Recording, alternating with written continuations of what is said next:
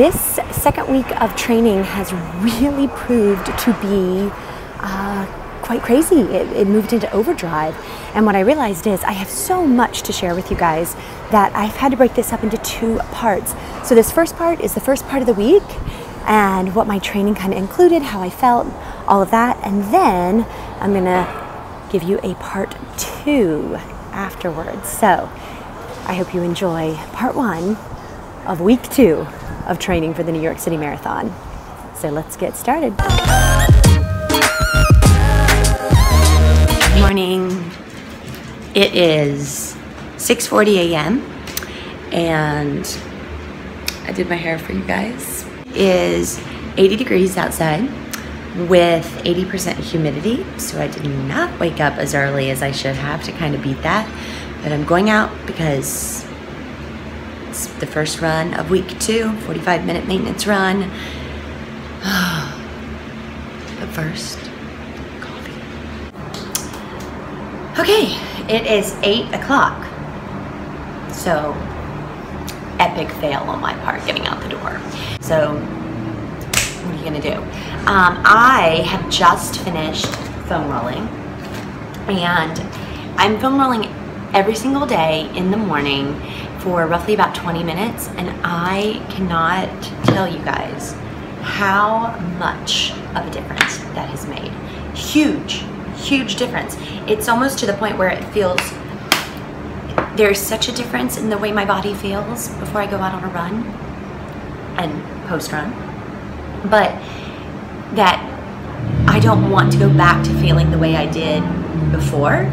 So now it's like, of course, every day I'm gonna wake up and foam roll. What do I do while I foam roll? Because foam rolling can be really boring. Is I watch, that's when I like, you know, get deep into YouTube channels, or catch up on the videos on YouTube channels, or I just finished watching The Staircase on Netflix. Right now, so I have caught up on Heather Jergensen's videos, who I love and adore. If you're not following Heather Jergensen, definitely go over there and check her out. I'll put a link below to her YouTube channel. She's amazing and she is so knowledgeable. But I also, and I didn't know this person before, I had no idea they existed on YouTube.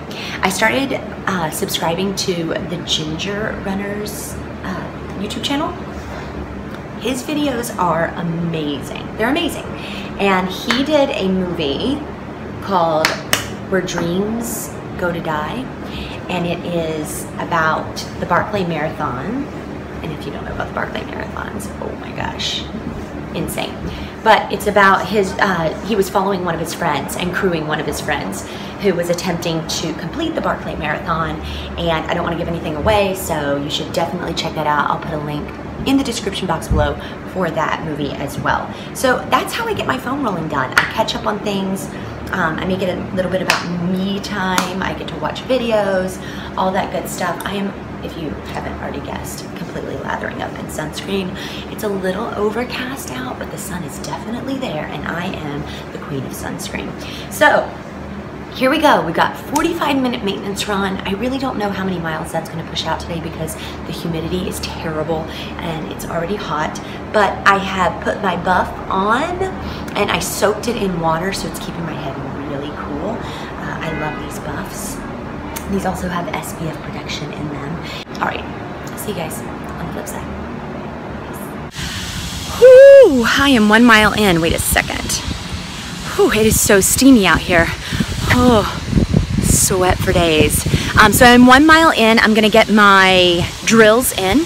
And someone had asked me on a previous video that I did when I incorporate the drills. So for training runs, what I do is I use the first mile as a warm-up because, like I've said before, it takes me a while to like really settle in to running. I never really feel that great in mile 1. So I use the first mile as a warm-up. I pause, I do the drills, and I'm gonna put a link also in the description below to some of my favorite YouTube videos that teaches you how to do these drills. I by no means am perfect at them, but I'm working really hard to like work on my form in the drills.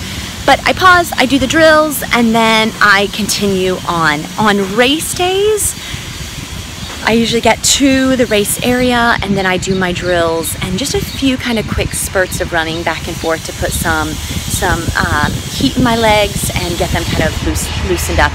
But I do the drills before a race. So yeah, that's how I do these. I'm gonna hop into them and then finish this up.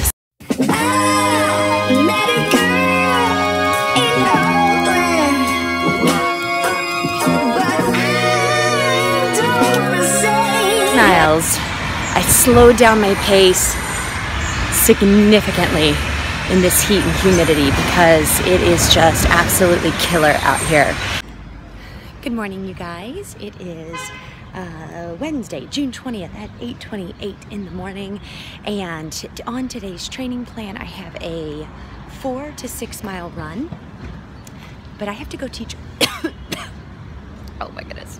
I am running to work today. And this route will actually take me over the Queensboro Bridge, which means that I will be definitely incorporating a really massive hill in today's training. And also, Queensboro Bridge is the second to last bridge in the New York City Marathon. It hits at about mile 15. You start going on to the bridge, so between mile 15 and mile 16. It's a doozy, super quiet until you start to hear all the screams and shouts coming onto First Avenue. All right, so I'm getting this in. Training plan is really picking up. We'll talk about that in just a moment. But first, to the bridge.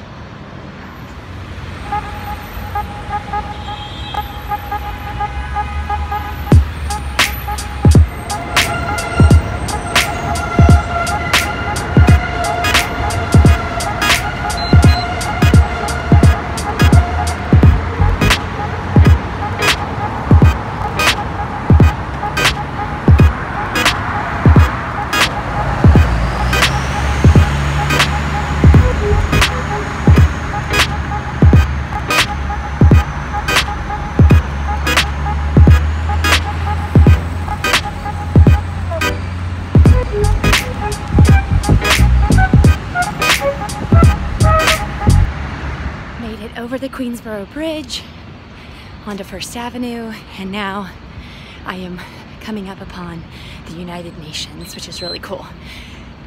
Just a couple more miles to go. I'll be at work and all will be good. All right, here's a bit of the United Nations.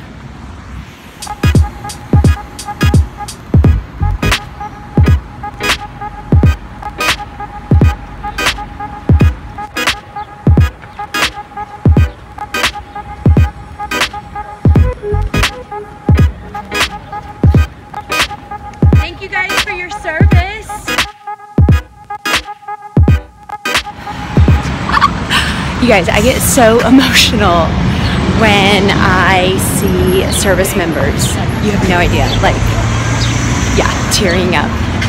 I make sure if I see anyone in the service that I thank them. My dad was in the Army. I wouldn't be running here today in complete and utter freedom with short sleeves and shorts on if it weren't for the men and women who fight every single day for my right. They don't even know me and they fight for my rights. So make sure you thank a service member today for your right to run free. Okay, I made it to work. 4.5 miles, so that's great because it was between 4 and 6 miles on the training plan today. Got an iced coffee from the deli because nothing is better than a New York City deli iced coffee, half and half, no sugar, even though in New York City, that's the basic way they do iced coffee. It is always going to be half and half, cream, and sugar. So I do it without the sugar, and it's so delicious. Feeling so good. Okay, so on to teaching, but I'll see you guys later. Peace.